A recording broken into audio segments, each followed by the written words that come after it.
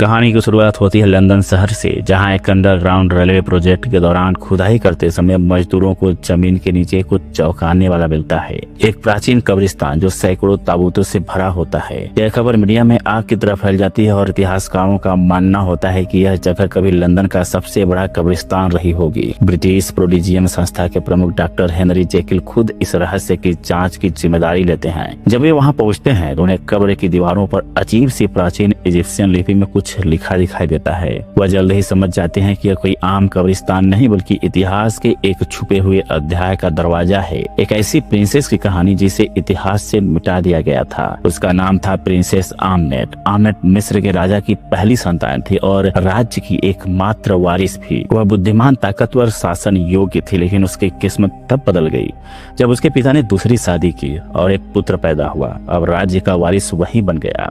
आमनेट ने अपना सपना टूटने नहीं दिया। उसने सत्ता पाने के लिए अंधेरे और बुराई के रास्ते को चुना।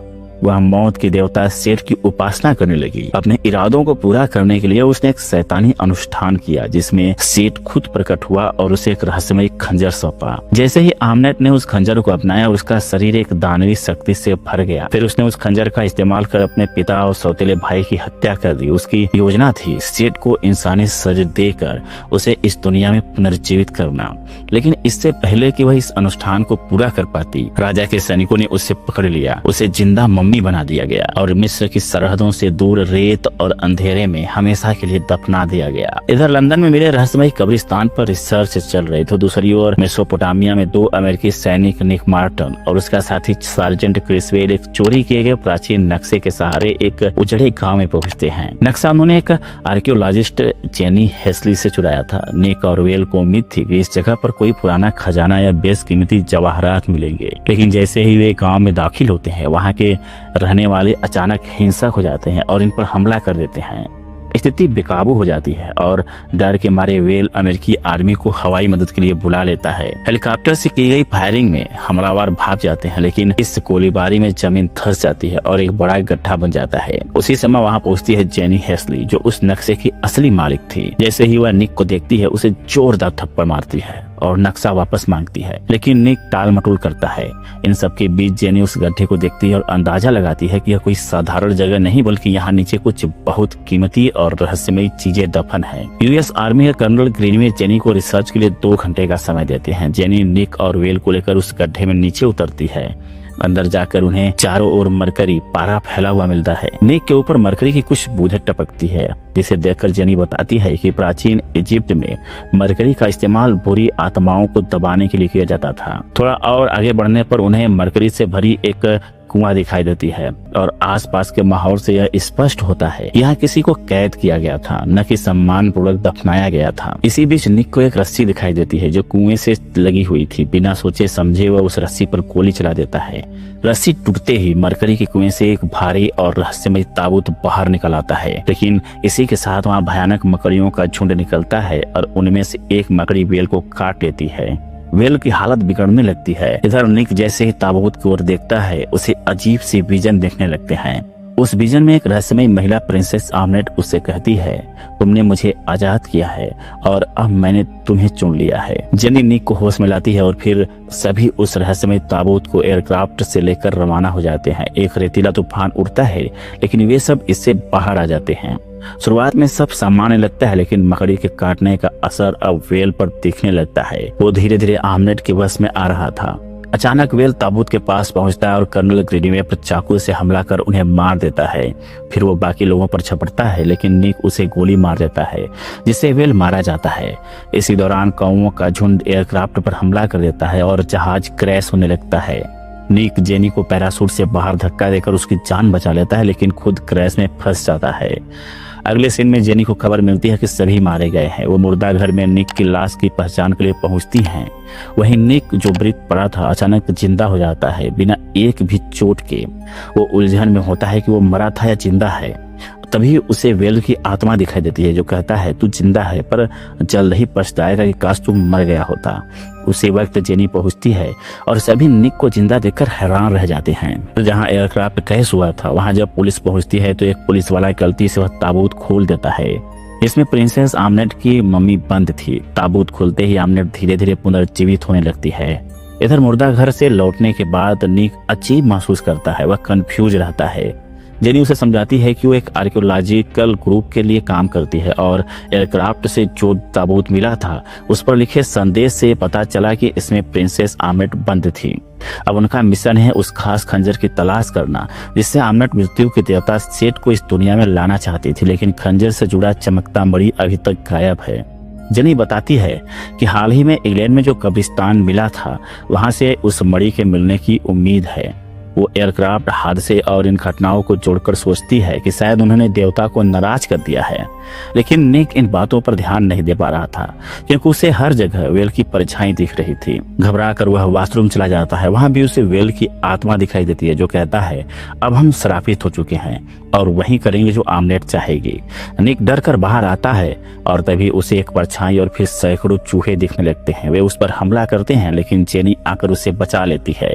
निक समझ जाता है कि ये सब उनकी कल्पना थी। इसके बाद वो जेनी से कहता है कि जो कुछ भी हो रहा है वो सब सच है। उन्होंने कुछ बहुत बड़ा बिगाड़ा है और हमने देवता को नाराज कर दिया है और अब इसका हल निकालना होगा। वो दोनों क्रैश साइट पर लौटते हैं ताकि ताबूत को खोजा जा सके, लेकिन तभी अचानक कुछ ज़ॉम्बी जैसे लोग निक को पकड़ लेते हैं। ये वही थे जिनकी ताकत आमनेट ने छीन ली थी। निक को ज़ॉम्बी जैसे लोग पकड़ कर ले जाते हैं जहां आमनेट उसे बलि चढ़ाने की कोशिश करती है, लेकिन खंजर पर लगा मणि गायब था। तभी जेनी वहां पहुंचती है और ज़ॉम्बीज को मारकर आमनेट को कमजोर कर देती है। इस मौके का फायदा उठाकर निक और जेनी एक एम्बुलेंस लेकर भागते हैं, पर पीछा करते ज़ॉम्बीज के हमले से गाड़ी दुर्घटनाग्रस्त हो जाती है। क्रैश के बाद आमनेट सामने आ जाती है और जेनी को मारने ही वाली होती है कि तभी प्रेडिजियम नामक एक गुप्त संस्था के लोग आकर आमनेट को पकड़ लेते हैं। उन्हें डॉक्टर हेनरी जेकिल लीड करते हैं जो बताते हैं कि उनका संगठन बुराई को खत्म करने पर काम करता है और अब आमनेट पर रिसर्च कर रहा है। वो उसके शरीर में मर्क्यूरी इंजेक्ट करके उसे निष्क्रिय बनाए हुए हैं। डॉक्टर जेकिल निक को बताते हैं कि वो अब श्रापित हो चुका है और आमनेट उसे सेठ का शरीर बनाना चाहती है। उसे विजन में आमनेट दिखती है जो वादा करती है कि अगर वह उसे खंजर से बलि देता है तो उसे अमरता और सत्ता मिलेगी। पर जेनी निक को उसके भीतर की अच्छाई याद दिलाती है। डॉक्टर जेकिल बताते हैं कि इस श्राप को सिर्फ तभी खत्म किया जा सकता है जब खंजर से निक की बलि दी जाए। असल में जेकिल का प्लान यही था, जेनी के जरिए निक को फंसाना और उसे मार देना, पर इससे पहले ही कुछ हो पाता। डॉक्टर जेकिल की बीमारी अचानक भड़क उठती है। इंजेक्शन में देरी होने से वो कंट्रोल खो बैठते हैं और एक मॉन्स्टर में बदलने लगते हैं। वो सबको बाहर जाने को कहते हैं पर निक उनके साथ फंस जाता है और उन पर हमला कर देता है। इसी दौरान इंग्लैंड में खुदाई के दौरान वो चमकता हुआ मणि मिल जाता है। आमनेट को इसका आभास हो जाता है और वो मंत्रों के जरिए एक मकड़ी भेजती है जो डॉक्टर जेकिल के एक आदमी को वश में कर देती है। वह आदमी मर्क्यूरी का इंजेक्शन रोक लेता है जिससे आमनेट धीरे धीरे मुक्त होने लगती है और वहां से निकलकर मणि की तलाश में निकल जाती है। निक और डॉक्टर हेनरी की लड़ाई के बीच निक किसी तरह हेनरी को इंजेक्शन लगा देता है और वहां से बच निकलता है। फिर निक और जेनी मिलकर फैसला करते हैं कि उन्हें खंजर में जड़ा मणि तोड़ना होगा जिससे आमनेट का रस्म और श्राप दोनों खत्म हो जाएंगे। इसी मकसद से दोनों मणि की तलाश में निकल पड़ते हैं। उधर आमनेट अब पूरी तरह आजाद और पहले से ज्यादा ताकतवर हो चुकी होती है। वह काली शक्तियों से लंदन में तबाही मचाती है और निक का पीछा एक तूफान से करवाती है। डॉक्टर हेनरी की टीम मणि वाले मकबरे को सील कर देती है क्योंकि आमनेट वहीं पहुंचने वाली होती है। इस तूफान के बीच निक को वेल की आत्मा फिर दिखती है जो उसे बताती है कि मणि कहाँ है और उसे एक टनल में ले जाता है। वहीं जेनी भी पीछे पीछे आ जाती है, लेकिन आमनेट की मम्मियां कब्र से निकलकर हमला कर देती है। निक जेनी को बचाता है और दोनों वहां से भागते हैं। फिर आमनेट को मणि मिल जाती है और वह उसे खंजर में चोट लेती है। भागते हुए निक और जेनी पर मम्मी हमला कर देती है जिससे दोनों पानी में गिर जाते हैं। निक मम्मी को मारकर जेनी को बचा लेता है, लेकिन तभी आमनेट जेनी को पकड़ कर ले जाती है। निक उसका पीछा करते हुए लंदन रिवर के नीचे एक कब्रिस्तान में पहुंचता है जहां उसे जेनी तो मिलती है लेकिन ज़ॉम्बी उस पर हमला कर देते हैं। निक किसी तरह जेनी को लेकर बाहर आता है लेकिन ज़ॉम्बी उसे पकड़ लेते हैं। उसके सामने जेनी की लाश पड़ी होती है जिससे वह टूट जाता है। तभी आमनेट फिर से उसे बहकाने की कोशिश करती है और कहती है कि वो मौत का देवता बन सकता है, पर निक साफ कहता है हम दोनों कभी एक नहीं हो सकते। निक चालाकी से खंजर ले लेता है और उसे जमीन पर मारता है जिससे उसमें जड़ी मणि में दरार आ जाता है। इससे पहले कि निक दोबारा ऐसा करे, आमनेट उसे रोकती है और कहती है कि ऐसा करने से सब खत्म हो जाएगा और वह कभी देवता नहीं बन सकेगा। लेकिन निक उसकी बात न मानते हुए खंजर खुद के सीने में घोंप देता है। जैसे ही खंजर उसकी छाती में जाता है, सेठ की शक्तियां उसके अंदर आ जाती हैं और वह भी एक पावरफुल प्राणी बन जाता है। इसके बाद वह एमनेट पर हमला करता है और उसकी सारी ताकत चूस कर उसे फिर से एक मम्मी बना देता है। निक ने यह सब सिर्फ जैनी के लिए किया था ताकि सेठ की शक्तियां पाकर वह उसे वापस जिंदा कर सके, और ऐसा ही होता है। निक जैनी को जिंदा कर देता है और फिर वहां से चला जाता है। कुछ समय बाद डॉक्टर हेनरी आते हैं और जैनी से कहते हैं कि अब कोई नहीं जानता कि निक अपनी ताकतों का इस्तेमाल अच्छाई के लिए करेगा या बुराई के लिए। कहानी के अंत में निक को मिस्र के रेगिस्तान में दिखा जाता है, जहां उसके साथ उसका दोस्त वेल भी होता है, जिसे वह फिर से जिंदा कर चुका होता है। तो दोस्तों, ये कहानी आपको कैसी लगी हमें कमेंट में जरूर बताइएगा। चैनल पर नए तो सब्सक्राइब कर लीजिए, वीडियो को लाइक जरूर कीजिएगा।